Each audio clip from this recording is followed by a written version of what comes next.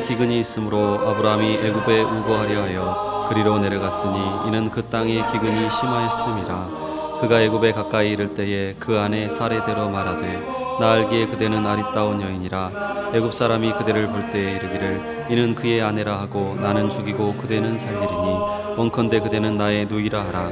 그리하면 내가 그대로 인하여 안전하고 내 목숨이 그대로 인하여 보존하겠노라 하니라. 아브라함이 애굽에 이르렀을 때에 애굽 사람들이 그 여인의 심히 아리따움을 보았고 바로의 대신들도 그를 보고 바로 앞에 칭찬함으로 그 여인을 바로의 공으로 취하여 드린지라. 이에 바로가 그를 인하여 아브라함을 호대함으로 아브라함이 양과 소와 노비와 암수 나귀와 약대를 얻었더라. 여호와께서 아브라함의 아내 사레의 영고로 바로와 그 집에 큰 재앙을 내리신지라. 바로가 아브라함을 불러서 이르되 내가 어찌하여 나를 이렇게 대접하였느냐. 내가 어찌하여 그를 내 아내라고 내게 고하지 아니하였느냐.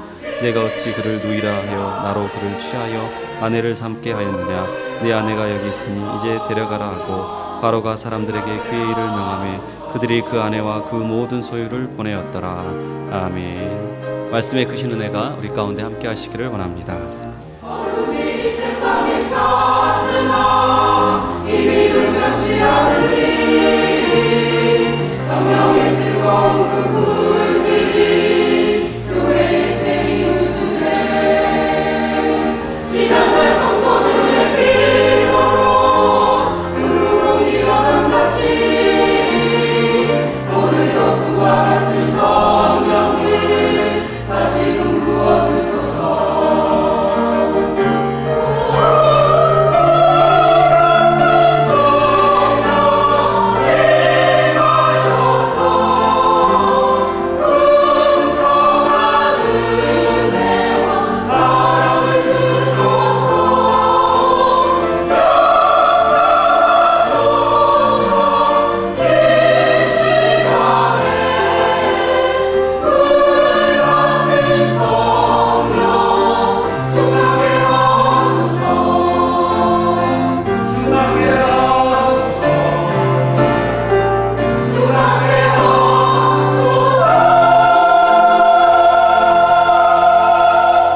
우리 삶에는 누구에게나 크고 작은 실패가 있습니다.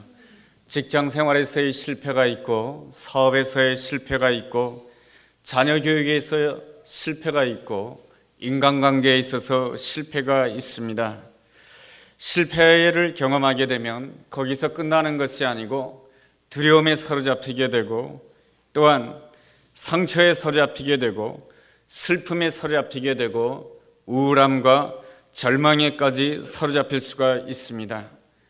그러하다 할지라도 우리에게 소망이 있을 수 있는 것은 우리 하나님께서 그 실패의 자리에도 찾아와 주신다라고 하는 것입니다.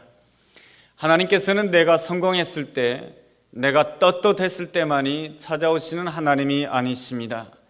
내가 부족할 때에도, 내가 연약할 때에도, 내가 못났을 때에도 우리 주님께서 나를 찾아와 주신 줄로 믿습니다. 그러기에 우리 믿는 자들에게는 언제나 소망이 있는 줄로 믿습니다. 중학교 교사인 백모 집사님의 이야기입니다. 학교에서 교사라고 하는 직책을 가지고 있습니다. 교사라고 하는 직책을 가지고 있으니 누구보다도 자녀 교육은 잘할 것 같습니다. 그렇지만 정작 백 집사님의 아들은 늘 방황하고 있었습니다. 그 아들은 담배와 술, 폭력으로 늘 경찰서를 드나드는 그러한 안타까운 모습을 가지고 있었습니다. 아들이 집에 들어오지 않을 때에는 온 동네에 있는 오락실을 찾아 헤매야 했습니다. 백 집사님은 그래도 남편과 함께 믿음 생활을 하면서 열심히 산 것 같은데 아들은 언제나 학교에서 말썽장이었습니다. 툭하면 학교를 나오게 되고 출석 일수가 모자라서 이 아들이 중학교나 제대로 졸업할 수 있는가 그러한 걱정이 되었습니다. 하나님께 기도하기도 하였지만 잘 해결 기미가 보이지 아니하였습니다. 그래도 아들은 겨우 중학교를 졸업하고 고등학교에 입학하게 됩니다. 고등학교에 입학해도 변한 것은 하나도 없습니다. 허구한 날 학교를 다니지 않겠다라고 합니다. 하루는 백집사님께서 너무나도 속상해서 아들을 붙잡고 울면서 너 죽고 나 죽자 하면서 소리도 쳐보았습니다. 그렇지만 아무런 소용이 없었습니다.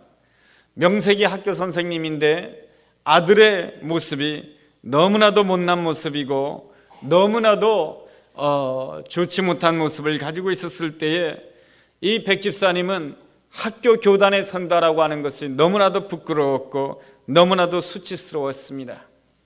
어느 날은 하나님 앞에서 기도하기 시작하였습니다. 한없이 울면서 하나님 앞에 기도하고 또 기도하였습니다. 그렇게 기도하는 가운데 하나님께서 백집사님 마음 가운데 하나님의 음성을 들려주셨습니다. 그 음성은 이렇습니다. 왜 너는 너의 아들의 문제에 대해서만 집착하고 있느냐? 너에게 맡겨진 학교에 있는 아이들이 있지 아니하냐? 그 아이들은 너의 아들보다 못한 아이들이 너무나도 많은데 왜 그들을 위해서는 눈물 뿌리면서 기도하지 아니하고 왜 그들을 제대로 믿음으로 양육하기 위해서 너는 헌신하고 있지 아니하냐? 이러한 음성이 마음속에 들려왔습니다. 이러한 음성을 듣고 백집사님은 하나님 앞에 회개하면서 이렇게 기도하였답니다. 하나님, 내가 이제 아들에 대한 집착을 내려놓겠습니다. 아들에 대한 고졸 학력도 내려놓겠습니다. 하나님, 그저 내 아들이 믿음으로만 살기를 원합니다 하면서 하나님께 맡기는 기도를 하면서 자기에게 주어진 그 학생들을 믿음으로 양육하기 위해서 자기에게 맡겨진 그 학생들을 위해서 기도하기 시작했다라고 하는 것입니다. 그런데 말이죠, 아들에게 놀라운 일이 생겼습니다. 아들이 고등학교를 다니면서 출석일수를 못 채울 줄 알았는데 그래도 겨우 출석일수를 채우고 고등학교를 졸업하게 되었다라는 것입니다. 고등학교를 졸업하는 것으로 모든 것이 끝날 줄 알았는데 아들이 그래도 지방에 있는 4년제 대학에 입학했다라고 하는 것입니다. 이제는 군 입대 영장이 나와서 군대를 가게 되었는데 군대 가서 신앙생활을 더 잘한다라고 하는 것이죠. 그리고 또한 신병들이 오게 되면은 그 신병들을 데리고 꼭 교회로 인도한다라고 하는 그러한 아들의 편지를 읽어보았을 때 어머니 된 그 백집사님은 하나님 앞에 감사하고 또 감사하였다라고 하는 것입니다. 이 이야기는 백집사님에게 있어서 참으로 안타까운 이야기입니다. 자녀 교육에 있어서 실패했다라고 하는 그 죄책감으로 고통스러운 이야기입니다. 그럼에도 불구하고 이 이야기 가운데는 아름다운 이야기가 있습니다. 그것은 무엇이냐면은 더 이상 실패에 사로잡히지 아니하였다라고 하는 것입니다. 하나님 앞에 부르짖고 부르짖는 가운데 그 자녀교의 실패 속에서 하나님이 원하시는 것이 무엇인지, 하나님의 마음이 어디에 있는지, 하나님의 계획이 어디에 있는지 그것을 깨닫고 그 깨닫는 그 이후로부터 영적인 주도권을 가지고 하나님이 주신 그 사명을 다 감당하게 되었다라는 것이죠. 하나님과의 올바른 관계 속에서 영적인 주도권을 쥐게 되자마자 놀라운 일이 벌어지게 된 것입니다. 상황이 역전이 된 것이죠. 바로 아들이 변화가 되었고 가정이 화목하게 되는 놀라운 역사가 일어났다라고 하는 것입니다. 하나님께서는 하나님의 백성들이 하나님의 형상대로 살기를 원하십니다. 창세기 1장 28절을 읽어본다라고 한다면 하나님께서 사람을 창조하실 때에 하나님의 형상대로 창조하셨다라고 말씀해 주고 있습니다. 그러면서 이러한 축복을 주십니다. 생육하라, 번성하라, 충만하라, 정복하라, 다스리라 라고 하는 놀라운 권세를 허락해 주셨던 것입니다. 하나님께서는 인간 아담을 창조하신 다음에 인간 아담에게 세상을 다스릴 수 있는 왕적인 권세를 허락해 주셨던 것입니다. 그런데 인간 아담이 선악과를 먹음으로 인하여 범죄함으로 인하여서 사단이 대신 공중권세를 잡은 자가 되었던 것입니다. 이 문제를 온전히 회복시켜 주신 분이 누구입니까? 사단이 세상을 다스리며 사단이 왕노릇하는 이 세상을 회복시키기 위해서, 구원하기 위하여서 하나님께서는 사랑하는 아들 예수 그리스도를 이 땅에 보내주셨습니다. 예수님은 온전히 하나님 앞에 순종함으로 말미암아 이 땅에서 생명이 왕노릇하도록 역사해 주신 분이 바로 예수님이신 것입니다. 그 말씀이 바로 로마서 5장 17절 말씀입니다. 한 사람이 죄로 말미암아 사망이 왕노릇하였지만 예수님 한 분이 순종함으로 인하여 생명이 왕노릇하게 되었다라고 말씀해 주고 있습니다. 세상에는 언제나 두 가지의 싸움이 있습니다. 선과 악이 싸우고 생명과 죽음이 싸우고 진실과 거짓이 싸우고 축복하는 마음과 분노하는 마음이 싸우고 있습니다. 주님께서는 원하십니다. 하나님의 사람이 가는 곳마다 사망이 왕노릇하는 것이 아니고 생명이 왕노릇하는 길을 우리 주님께서는 진실로 원하십니다. 그러므로 하나님의 사람은 언제나 영적인 주도권을 가져야 될 줄로 믿습니다. 사랑의 주도권을 행사해야 되는 것이며 생명으로 주도권을 행사해야 되는 것이며 감사함으로 주도권을 행사해야 될 줄로 믿습니다. 오늘 말씀의 아브라함은 실패로 인하여서 주도권을 잃어버리고 말았습니다. 아브라함이 왜 실패한 것입니까?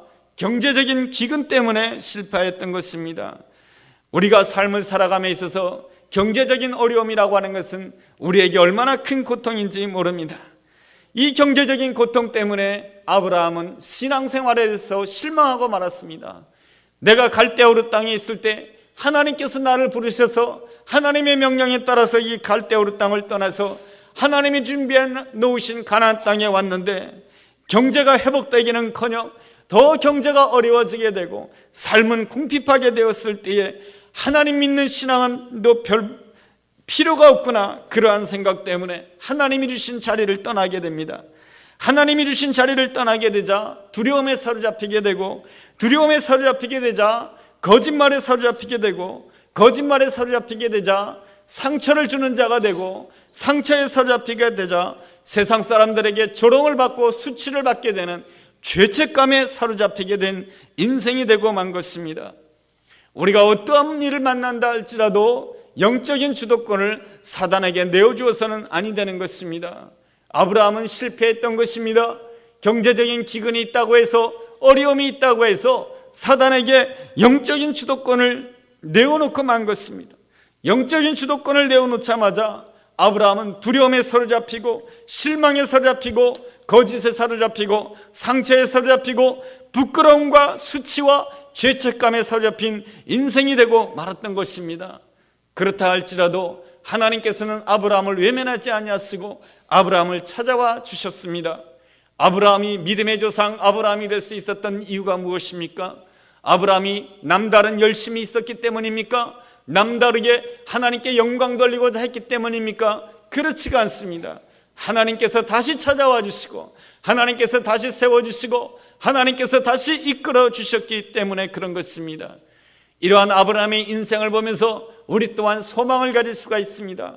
우리가 실패 가운데 있다 할지라도, 우리가 두려움 가운데 있다 할지라도, 우리가 수치와 부끄러움과 죄책감 가운데 있다 할지라도 하나님께서는 우리를 외면하지 아니하시고 오늘 이 시간에 우리에게 찾아와 주셔서 우리에게 은혜를 베풀어 주시며 우리로 하여금 다시금 세워지고 하나님의 형상대로, 하나님의 사람으로, 하나님의 자녀로 세워주시는 아름다운 은혜가 있는 줄로 믿습니다. 그렇다라고 한다면 우리는 어떻게 해야 되겠습니까? 하나님의 형상을 가진 자로서 영적인 주도권을 가지고 믿음으로 왕노릇해야 될 줄로 믿습니다. 우리가 어떻게 믿음으로 왕노릇할 수가 있겠습니까? 첫째로 언제나 하나님의 약속을 기억할 줄 알아야 된다라고 하는 것입니다. 위기가 다가올수록 우리는 내가 누구인가를 끊임없이 생각할 줄 알아야 되는 것입니다. 내 형편에 따라서 나를 생각한다라고 한다면 우리는 금방 무너지게 될 것입니다. 그러나 하나님이 주신 그 약속을 믿는다라고 한다면 나는 새롭게 날마다 설 수가 있는 자가 될 수 있는 것입니다. 지난 주간에 방송 프로그램 가운데서 박찬호 야구 선수에 대한 특집 프로그램을 보았습니다. 그는 야구 선수로서 미국에서 대단히 성공한 야구 선수입니다. 한때는 메이저리그에서 10손가락 안에 드는 연봉이 높은 그러한 탁월한 투수였습니다. 그런데 이제 박찬호 선수의 나이도 37이 되었고 이미 야구 선수로서의 황금기는 지나가고 점점 기울어져 가고 있습니다. 지금은 어떠한 메이저리그 구단에서도 그를 좋아하고 그로 하여금 어서 오라고 환영하지 않습니다. 그래서 겨우 정과는 비교될 수 없는 턱없이 작은 연봉으로 지금 선수 생활을 하고 있습니다. 선발 투수도 아니고요, 마무리 전문 투수도 아니고요, 불펜 투수, 경기 중간에 잠깐 들어갔다 나오는 그러한 불펜 투수로 활약하고 있습니다. 그럼에도 불구하고 그 박찬호 선수, 야구 선수에 대한 그 특집 프로그램은 전체적으로 이 박찬호 선수에 대해서 상당히 칭찬하고 있습니다. 그가 칭찬받을 수 있는 여러 가지 면이 있는데 그 가운데 한 가지가 눈에 띄었습니다. 그것이 무엇이냐면은 이 박찬호 선수는 매일 저녁마다 묵상하는 시간을 가진다라고 하는 것입니다. 저는 운동선수는 열심히 운동만 하는 줄 알았어요. 그런데 이 운동선수가 매일 저녁마다 시간을 정해가지고 묵상하는 시간을 가진다라고 하는 것입니다. 무엇을 묵상하느냐고요? 유명한 사람들의 어록을 가지고 묵상한다라고 하는 것입니다. 뭔가 사회에서 탁월한 능력을 발휘하는 사람들을 보면은 어떠한 분야에 있든지 간에 그 사람들은 시간을 정해서 묵상하는 시간을 가진다라고 하는 것입니다. 무엇을 묵상하는가 보았더니 징기스칸의 어록을 묵상하고 있었습니다. 그 내용을 정확하게 보지는 않았지만은 이러한 내용인 것 같습니다. 집안을 탓하지 말라. 나는 9살 때에 아버지를 잃고 마을에서 쫓겨났다. 가난을 탓하지 마라. 나는 들쥐를 먹으며 연명했다. 내가 나를 극복하는 순간 나는 징기스칸이 되었다. 이러한 어록을 묵상하고 있는 것입니다. 이러한 어록 은혜가 되시죠? 그렇지만은 이러한 어록은 인본주의적인 생각인 것입니다. 이러한 징기스칸의 어록은 인생의 주인공이 누구입니까? 나 자신인 것이죠. 나 자신을 극복하고 나 자신을 실현하는 것이 목표입니다. 그러나 하나님을 믿는 사람에 있어서 인생의 주인공은 누구입니까? 나입니까? 그러지 않습니다. 하나님을 믿는 사람들의 인생의 주인공은 하나님인 줄로 믿습니다. 그러므로 우리는 날마다 하나님의 말씀을 묵상해야 될 줄로 믿습니다. 하나님께서는 여호수아에게 여호수아서 1장 8절 말씀을 통해서 이렇게 권면하십니다. 여호수아에게 하나님의 말씀을 주야로 묵상하라. 그리하면 너의 길이 평탄할 것이다 라고 말씀해 주고 있습니다. 하나님의 사람은 날마다 하나님의 말씀을 주야로 묵상해야 될 줄로 믿습니다. 그럴 때에 하나님께서 보장해 주시는 것은 평탄한 길을 보장해 주신다라고 하는 것입니다. 아브라함이 날마다 묵상해야 될 하나님의 말씀이 무엇입니까? 아브라함이 갈대아 우르 땅을 떠날 때 하나님께서 허락되어진 귀중한 말씀인 것입니다. 우리는 매일마다 하나님이 주신 말씀을 묵상할 줄 알아야 되는 것입니다. 예배 시간에 말씀을 들을 때 그 말씀이 은혜가 되면 줄을 쳐놓고, 말씀이 은혜가 되면 간단하게 메모를 해놓고 그것을 날마다 묵상하게 될 때에 하나님께서는 그 하나님의 사람에게 평탄한 길을 약속해 주고 있습니다. 창세기 12장 1절에서 3절에 나오는 아브라함이 묵상해야 될 그 말씀은 무엇입니까? 너는 번토 친척 아비집을 떠나라는 말씀인 것입니다. 무엇에서 떠나라는 것입니까? 하나님 이외에 네가 의지할 만한 그 모든 것에서 떠나라고 하는 것입니다. 하나님만 의지하라고 하는 것이죠. 때로는 우리는 물질이 나에게서 떠나갈 때 섭섭합니다. 때로는 사람들이 내 옆에서 떠나갈 때 섭섭합니다. 하나님께서 왜 그 모든 것들을 허락하시는 것입니까? 왜 나의 삶 가운데 물질이 떠나가게 하시고 왜 나의 삶 가운데 나와 가까웠던 사람들이 내 곁을 떠나가게 하시는 것입니까? 이 모든 것들은 하나님만 전적으로 100% 하나님만 의지하도록 하기 위한 하나님의 은혜인 줄로 믿습니다. 하나님을 온전히 의지하게 될 때에 하나님께서 약속하시는 바가 있습니다. 그것은 복의 근원이 되게 해주시겠다라고 하는 것입니다. 너를 통해서 온 세상 사람들이 복받게 해주시겠다라고 하는 것이죠. 이러한 축복은 어떠한 의미를 가지고 있습니까? 하나님께서 아브라함에게 보물 가운데 가장 소중한 보물을 주시겠다는 뜻이 아니고 보물 상자채로 주시겠다라고 하는 것입니다. 내가 너에게 보물 상자채로 주겠다.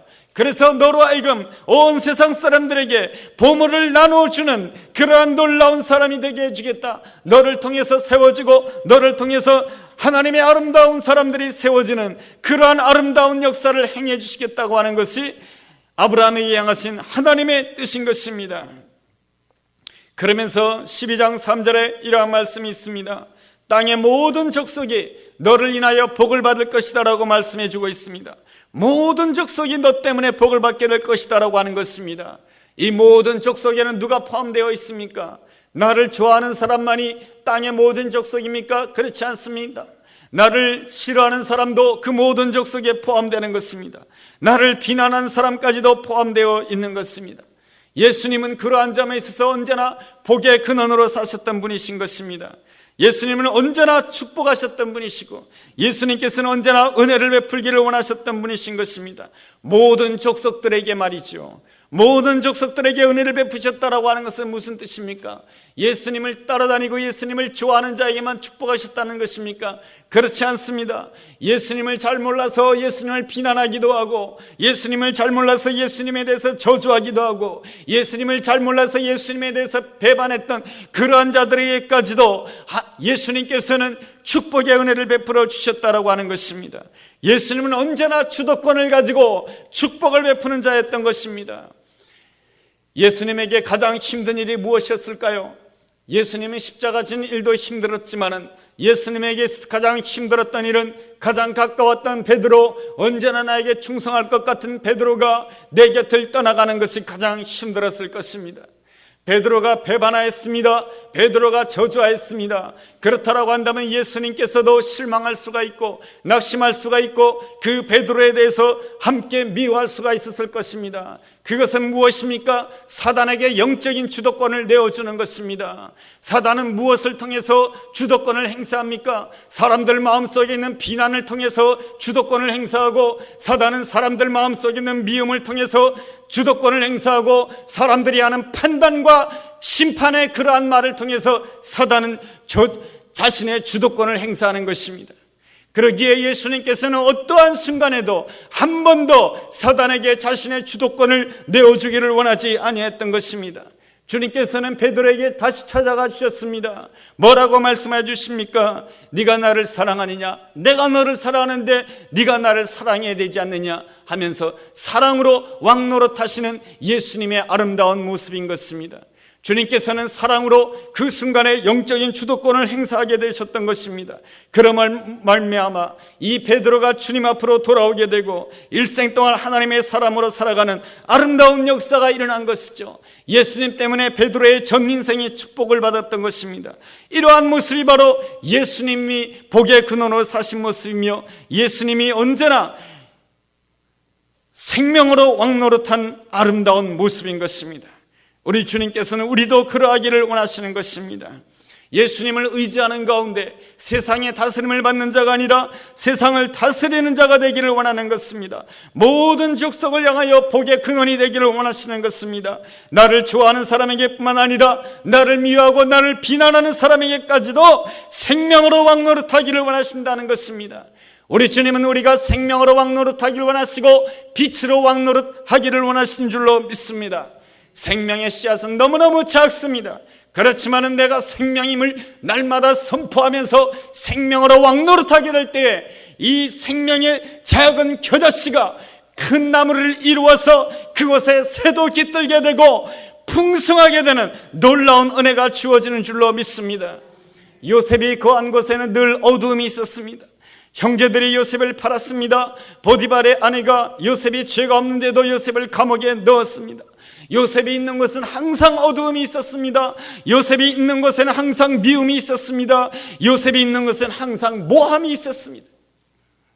요셉도 그러한 모함과 어두움을 향하여서 요셉도 함께 그들을 향하여서 비난하고 저주하고 나쁜 말을 할 수가 있었습니다. 원망할 수가 있었습니다. 그렇다라고 한다면 요셉은 영적인 주도권을 사단에게 내어주는 것이 되는 것입니다. 그러나 요셉은 그러한 노예 생활과 감옥 생활 속에서도 영적인 주도권을 내어주지 아니하였습니다. 빛을 비추는 놀라운 왕노릇을 하게 된 것입니다.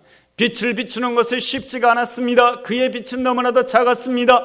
노예 생활하면서도 그렇지만은 계속해서 빛을 비추었고, 감옥에 들어가는 그러한 상황 가운데서도 그는 빛을 비추게 되었을 때 계속해서 꾸준하게 인내하면서 믿음으로 어두움의 자리에서 빛을 비추고 내일도 비추고 날마다 빛을 비추게 되었을 때, 하나님께서는 때가 되었을 때 요셉으로 하여금 애굽 전역에 빛을 비추는 자가 되게 하셨고, 요셉으로 하여금 자기를 미워했던 형제들에게도 빛을 비추게 하는 놀라운 인생이 되도록 하나님이 축복해 주셨습니다. 이 모든 것들이 어떻게 가능할 수가 있겠습니까? 날마다 하나님을 바라볼 때 가능할 수 있는 줄로 믿습니다. 날마다 말씀을 묵상하면서 내가 누구인가를 깨달을 때에 가능할 수가 있는 것입니다. 우리는 하나님의 형상대로 창조함을 받은 자인 것입니다. 우리는 세상을 다스림 받도록 왕노릇하도록 창조된 자인 줄로 믿습니다. 그러므로 우리의 삶 가운데, 우리의 주변 가운데 어두움이 있다 할지라도 끊임없이 말씀을 통해서 나 자신에 대해서 분명하게 확신해야 되는 것입니다. 주여, 나는 빛입니다. 이 가운데서 내 안에 있는 미움과 내 안에 있는 분노를 통해서 사단에게 영적인 주도권을 주지 않기를 원합니다. 성령이여, 내 인생의 주도권자가 되어 주시옵소서. 여러분의 심령 가운데는 누가 주도권을 쥐고 있습니까? 사단이 주도권을 쥐고 있습니까? 성령님이 주도권을 쥐고 있습니까? 여러분들이 이 자리에 앉아 있다고 해서 여러분 성령님이 진실로 여러분의 심령 가운데 주도권을 쥐고 있습니까? 성령님께서 주도권을 행사하도록 하기 위해서는 어떻게 해야 됩니까? 언제나 하나님이 주신 자리에서 하나님을 끝까지 기다릴 수 있어야 되는 것입니다. 둘째로, 하나님이 주신 자리를 쉽게 떠나서는 아니 되는 것입니다.